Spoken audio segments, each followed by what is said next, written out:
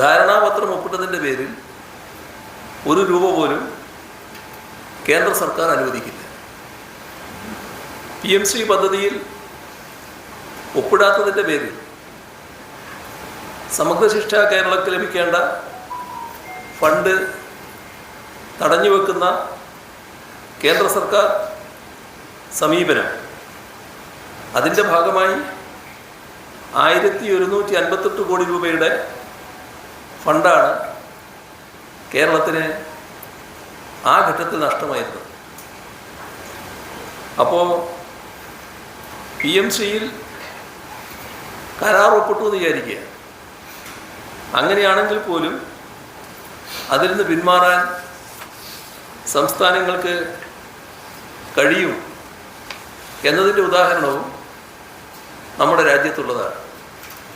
പഞ്ചാബിൻ്റെ അനുഭവം നേരത്തെ ഉന്നയിച്ചതാണ്. 2022 ഒക്ടോബറിലാണ് PMC പദ്ധതിയിൽ ധാരണാപത്രം പഞ്ചാബ് സർക്കാർ ഒപ്പുവെക്കുന്നത്. അത് കഴിഞ്ഞ് 9 മാസങ്ങൾക്ക് ശേഷം 2023 ജൂലൈയിൽ ഔദ്യോഗികമായി തന്നെ അതിൽ നിന്ന് പിന്മാറുന്ന നില സ്വീകരിക്കുകയും ചെയ്തു. അപ്പോൾ പിന്മാറാൻ കഴിയാത്ത ഒന്നാണ് എന്ന വാദം ശരിയല്ല എന്നതാണ്. വേറൊരു പ്രശ്നം കേരളം അതീവ ഗൗരവമായി കാണേണ്ട ഒരു കാര്യമാണ്. അന്താരാഷ്ട്ര യോഗ ദിനാചരണം വരുന്നുണ്ട്. അതുമായി ബന്ധപ്പെട്ട് ഗവർണർ നേരിട്ട് സർക്കാർ വകുപ്പുകളുടെ യോഗം വിളിക്കുകയും നിർദ്ദേശങ്ങൾ നൽകുകയും ചെയ്യുന്ന നടപടി, ഇത് ഭരണഘടനാ കീഴ്വഴക്കങ്ങളുടെയും ജനാധിപത്യ മര്യാദകളുടെയും നഗ്നമായ ലംഘനമാണ്. ഗവർണറിൽ നിക്ഷിപ്തമായ അധികാരം സാധാരണഗതിയിൽ മന്ത്രിസഭയുടെ ഉപദേശ നിർദ്ദേശങ്ങൾക്കനുസരിച്ച് പ്രവർത്തിക്കുക എന്നതാണ്. ഗവർണർ ഒരു സമാന്തര അധികാര സ്ഥാനമായി മാറുന്ന കാഴ്ചയാണ് കാണുന്നത്. അത് ഭരണഘടനാ വിരുദ്ധമാണ്.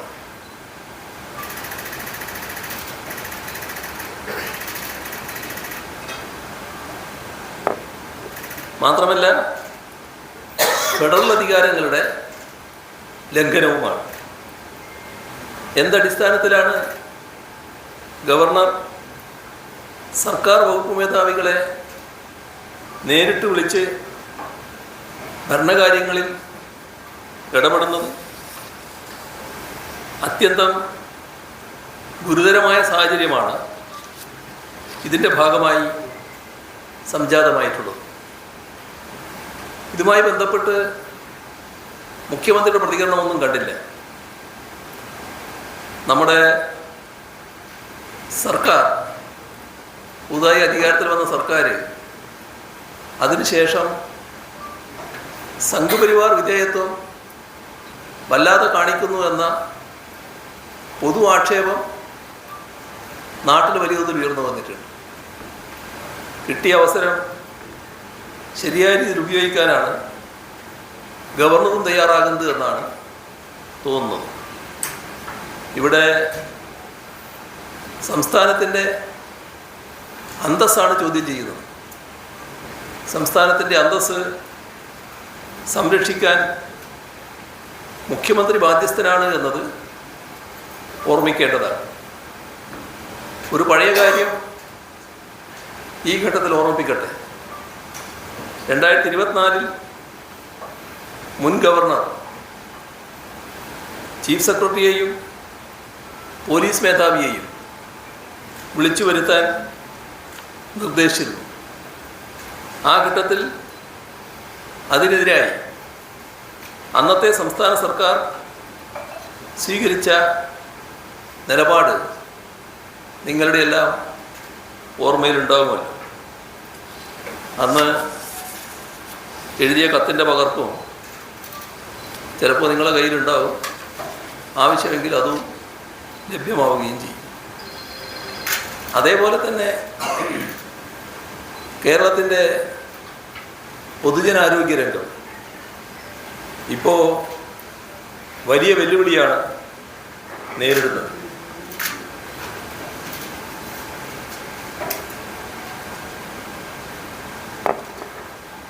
പകർച്ചവ്യാധികൾ Nipah, shigella, west Nile, dengue, malaria, cholera, amoebic ജ്വരം ഇങ്ങനെയുള്ളവയെല്ലാം വ്യാപകമായി റിപ്പോർട്ട് ചെയ്യപ്പെടുന്നു. ദിനംപ്രതി രോഗബാധിതരുടെ എണ്ണം കൂടുന്നു, മരണവും കൂടി വരികയാണ്. ഏറ്റവും പ്രധാനപ്പെട്ട കാര്യം രോഗപ്രതിരോധ നടപടികളിലെ ഏകോപനം ഇല്ലായ്മയുണ്ട്, അതിൽ ജാഗ്രതക്കുറവുണ്ട് എന്നതാണ്. ഇത് വലിയ തോതിൽ സംസ്ഥാനം ചർച്ച ചെയ്യപ്പെടുകയാണ്. രോഗം ബാധിച്ചവരുടെ ജീവൻ രക്ഷിക്കുന്നതിനാവശ്യമായ മരുന്ന് അതിനും ദൗർലഭ്യമുള്ള പ്രശ്നം ഉയർന്നു വന്നിട്ടുണ്ട്. ഇതിനൊക്കെ പുറമെയാണ് ഇപ്പോഴത്തെ ആവശ്യത്തിനനുസരിച്ച് ഡോക്ടർമാർ ഇല്ലാത്തതിൻ്റെ പ്രയാസവും വരുന്നത്. ഒരു പ്രശ്നം ഉയർന്നു വന്നിട്ടുള്ളത് PSC റാങ്ക് ലിസ്റ്റിൽ നിന്ന് അഡ്വൈസ് ചെയ്യപ്പെട്ട 400ഓളം ഡോക്ടർമാർ അവരുടെ നിയമനം തടസ്സപ്പെട്ടത് ഈ അടിയന്തര സാഹചര്യത്തിൽ ഗുരുതരമായ വീഴ്ചയായി കാണും. അഡ്വൈസ് ചെയ്യപ്പെടുന്ന ഉദ്യോഗാർത്ഥികളെ റാങ്ക് അടിസ്ഥാനത്തിൽ ഒഴിവുകളിലേക്ക് നിയമിക്കുകയാണ് പതിവ്. എന്നാൽ കഴിഞ്ഞ മെയ് 25-ന് അഡ്വൈസ് ലഭിച്ച ഡോക്ടർമാർക്ക് ഇതുവരെയും നിയമന ഉത്തരവ് നൽകിയിട്ടില്ല. സാധാരണ അത്തരമൊരു കാലതാമസം ഉണ്ടാകുന്നതല്ല. നിയമന പ്രക്രിയയിൽ ഇടപെടാനും ഭരണാനുകൂല പാർട്ടികളുടെ താല്പര്യത്തിനനുസൃതമായി കാര്യങ്ങൾ നടത്താനുമുള്ള നീക്കം മൂലമാണ് നിയമനം തടസ്സപ്പെട്ടിരിക്കുന്നത് എന്നതാണ് ഉയർന്നു വന്നിട്ടുള്ള ആക്ഷേപം. ഇപ്പോൾ പകർച്ചവ്യാധികൾ പറന്നു പിടിക്കുന്ന സാഹചര്യം നിലനിൽക്കുകയാണ്. ഈ ഘട്ടത്തിൽ മറ്റ് താല്പര്യങ്ങൾ മുൻനിർത്തി, രാഷ്ട്രീയ താല്പര്യം മുൻനിർത്തി ഡോക്ടർമാരുടെ പോസ്റ്റിംഗ് നീട്ടിക്കൊണ്ടുപോകുന്നത് പകർച്ചവ്യാധി മൂലം കഷ്ടപ്പെടുന്നവരോട് കാണിക്കുന്ന വലിയ ക്രൂരതയായിരിക്കുമെന്നതാണ് കാണേണ്ടത്. അടിയന്തരമായി പോസ്റ്റിങ്ങിനാവശ്യമായ നടപടികൾ സ്വീകരിക്കേണ്ടത്. കഴിഞ്ഞ LDF സർക്കാർ അംഗീകരിച്ച് നടപ്പാക്കിയ സ്ത്രീ സുരക്ഷാ പദ്ധതി, കണക്ട് വർക്ക് എന്ന പദ്ധതി, ഇവയെല്ലാം തകർക്കുന്ന നിലപാടാണ് UDF സർക്കാരിൻ്റെ ഭാഗത്തുനിന്ന് കാണുന്നത്. ഇത് ഒരു തരത്തിലും അംഗീകരിക്കാൻ കഴിയുന്നില്ല.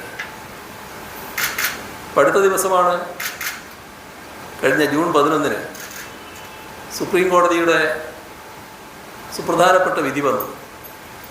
ഗൃഹജോലികളിൽ ഏർപ്പെട്ടിരിക്കുന്ന വീട്ടമ്മമാർ രാഷ്ട്രശില്പികളാണ്.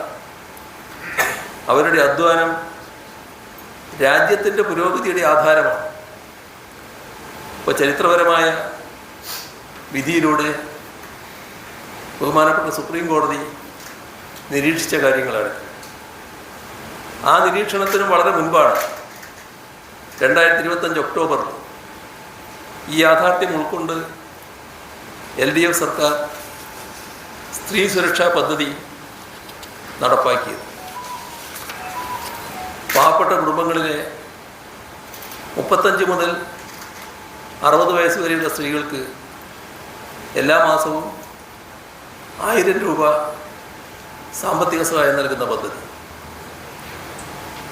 31 ലക്ഷത്തിലധികം പേര് ഇതിൻ്റെ ഗുണഭോക്താക്കളായി ഉണ്ടാകുമെന്നാണ് കണക്കാക്കിയത്. കഴിഞ്ഞ ബജറ്റിൽ LDF സർക്കാർ ഇതിനായി 3720 കോടി രൂപ നീക്കിവെക്കുകയും ചെയ്തു. മാർച്ച് മാസം വരെ കൃത്യമായി പെൻഷനും നൽകി. ഇതിനൊപ്പമാണ് നൈപുണ്യ പരിശീലനം നേടുന്നതിനും പരീക്ഷകൾക്ക് തയ്യാറെടുക്കുന്നതിനും യുവാക്കൾക്ക് പ്രതിമാസം സ്റ്റൈപ്പൻഡ് നൽകുന്ന കണക്ട് വർക്ക് പദ്ധതി ഞങ്ങൾ നടപ്പാക്കി.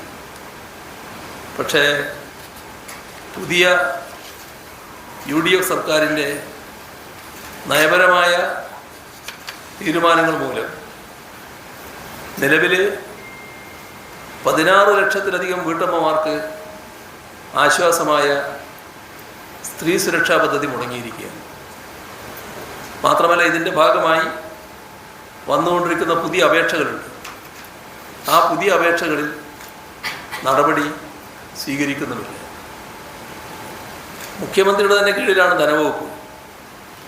ധനവകുപ്പ് ഏപ്രിൽ മെയ് മാസങ്ങളിലെ പെൻഷൻ തീരുമാനമാക്കാതെ പിടിച്ചു വച്ചിരിക്കുക. തുടക്കം മുതൽ ഈ പദ്ധതിയെ UDF അപഹസിക്കുകയും ഇപ്പോൾ ഇതിനെ പൂർണ്ണമായും തകർക്കാനുള്ള അണിയറ നീക്കങ്ങൾ നടക്കുന്നുവെന്ന് വേണം സംശയിക്കാൻ. സ്ത്രീപക്ഷ സർക്കാരെന്ന് മേനി നടിക്കുന്നവർ സ്ത്രീ സുരക്ഷാ പദ്ധതി ഇല്ലാതാക്കാൻ ശ്രമിക്കുന്നു. യുവജനങ്ങൾക്കുള്ള കണക്ട് വർക്ക് ആനുകൂല്യങ്ങളുടെ വിതരണത്തിലും സമാനമായ അനാസ്ഥയുണ്ടാകും. UDF സർക്കാർ അടിയന്തരമായി അവരുടെ നിലപാട് തിരുത്തണം. അവർ പുതുതായി അപേക്ഷ നൽകിയവരുടെ കാര്യത്തിൽ പെട്ടെന്ന് തന്നെ തീരുമാനമെടുക്കണം. പെൻഷനും സ്റ്റൈപ്പൻഡും കാത്തിരിക്കുന്ന ഗുണഭോക്താക്കൾക്ക് കുടിശ്ശികയടക്കമുള്ള തുക പെട്ടെന്ന് തന്നെ വിതരണം ചെയ്യണം. ഈ പദ്ധതികളെ തകർക്കാനുള്ള രാഷ്ട്രീയ തീരുമാനം ഉപേക്ഷിക്കണം. അർഹരായ എല്ലാ ഗുണഭോക്താക്കൾക്കും ഒരു കാലതാമസവുമില്ലാതെ ഉടൻ തന്നെ സാമ്പത്തിക സഹായം വിതരണം ചെയ്യാൻ സർക്കാർ തയ്യാറാകണം. ഇതോടൊപ്പം കാണേണ്ട ഒരു പ്രശ്നമാണ് പ്രവാസി പെൻഷൻ. അതും ഈ സർക്കാർ വന്ന ശേഷം മുടങ്ങിയിരിക്കുകയാണ്. അക്കാര്യത്തിലും പ്രത്യേക ശ്രദ്ധ വേണം. നമ്മുടെ ലോകമാകെ ലോക ഫുട്ബോൾ ഹരത്തിലാണിപ്പോൾ. അപ്പോൾ നമ്മുടെ നാട്ടിലെ ആളുകളും അതിൻ്റെ ഭാഗമായി വലിയ തോതിൽ ലോകകപ്പ് മത്സരം കാണുന്നവരാണ്. ഇപ്പോൾ ഏർപ്പെടുത്തുന്ന വൈദ്യുതി നിയന്ത്രണം വലിയ തോതിൽ പ്രയാസങ്ങൾ സൃഷ്ടിക്കുകയാണ്. അപ്പോൾ വൈദ്യുതി നിയന്ത്രണം ഈ ഘട്ടത്തിൽ ഒഴിവാക്കുന്നതിനാവശ്യമായ നടപടികൾ സർക്കാർ സ്വീകരിക്കേണ്ടതായിട്ടുണ്ട്. ഇത്രയും കാര്യങ്ങളാണ്